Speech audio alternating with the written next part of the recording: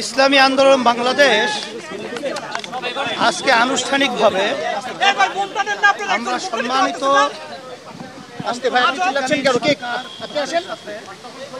আমরা সাক্ষাৎ করেছি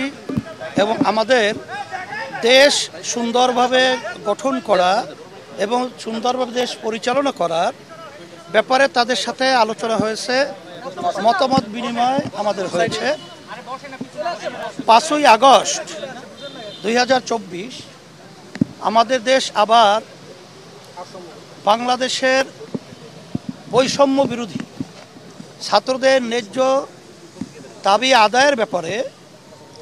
যখন বিগত জালিম সরকার তাদের উপরে যে অত্যাচার নির্মমভাবে হত্যাযজ্ঞ পরিচালনা করেছিল তখন ইসলামী আন্দোলন বাংলাদেশ এবং তার সমস্ত সহযোগী সংগঠন সহ এবং অন্যান্য বাংলাদেশের রাজনৈতিক দল এবং বাংলাদেশের মানুষ যারা দেশকে ভালোবাসে, যারা অন্যায় প্রতিবাদ করে, তারা তাদের সাথে একাকার হয়ে আমরা আন্দোলন সংগ্রামে সম্পৃক্ত হয়েছিলাম। অন্তর্বর্তীকালীন সরকারের দেশ সুন্দরভাবে পরিচালনা এবং সুন্দর সাজানোর ব্যাপারে আমাদেরও একটা দায়িত্ব কর্তব্য আছে বিধায় আমরা দেশ সুন্দর পরিচালনার ব্যাপারে আমরা আমাদের পরামর্শ তাকে দিয়ে আসছি এবং সেও আমাদের সহযোগিতা কামনা করছে এবং আমরাও বলছি যে ভালো কাজের ব্যাপারে, দেশ গড়ার ব্যাপারে আমরা আপনাদের সহযোগিতায় ছিলাম, আছি, থাকবো। মেইন পয়েন্টের ভিতরে আমাদের মূলত আলোচনাগুলো ছিল যে বিগত এই ফ্যাসিস্ট সরকার প্রায় 16 বছর পর্যন্ত তাদের মন গড়া দলীয়করণ এবং বিশেষ করে 2014, 18, 24 যে প্রহসনমূলক যে নির্বাচন জাতীয় এবং এই নির্বাচনগুলো উঠে নেওয়ার ব্যাপারে যারা নাকি প্রশাসনে দায়িত্ব পালন করেছে এবং যারা নাকি বিভিন্ন মিডিয়া সহ সর্বত্র যারা নাকি তাদের সহযোগিতা করেছে এই অন্যায়ের, তাদের অন্যায় চিহ্নিত করে একটা নির্ভরযোগ্য প্রশ্নবিদ্ধ ছাড়া কমিশন গঠনের মাধ্যমে এই অন্যায়কারীদের চিহ্নিত করে তাদের শাস্তির ব্যবস্থা করা এবং সুন্দরভাবে প্রশাসন সহ আইন শৃঙ্খলা রক্ষা বাহিনী সহ সর্বত্র দেশ সুন্দর পরিচালনার ব্যাপারে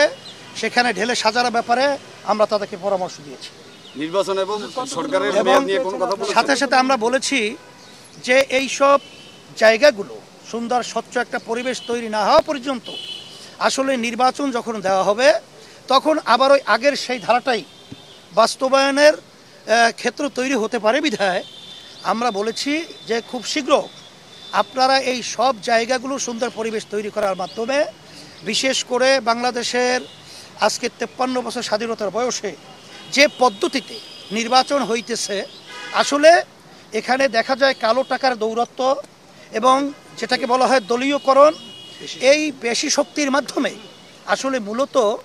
যারা নাকি যোগ্য দেশ পরিচালনার এবং যাদের দেশের প্রেম রয়েছে এই ধরনের লোকগুলা অনেক ক্ষেত্রে দেশ পরিচালনার দায়িত্ব পায় না। সেক্ষেত্রে আমরা পিআর সিস্টেম যে নির্বাচন, যেটা সব শাখার সব ধরনের সব মন মানসিকতার লোক এখানে সম্পৃক্ত থাকতে পারবে এবং তাদের